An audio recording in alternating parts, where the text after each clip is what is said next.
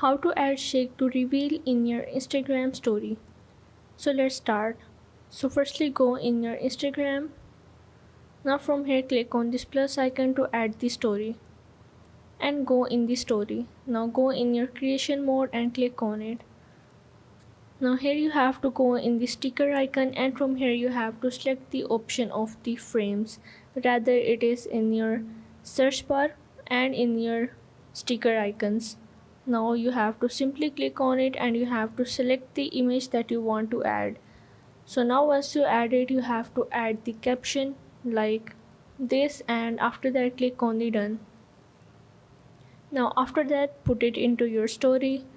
So once you put it into your story, the people who see your story must shake their phone or tap on this Polaroid to see that image. Just like this, you have to go into your story and to see this image, you have to tap on it or rather shake your phone.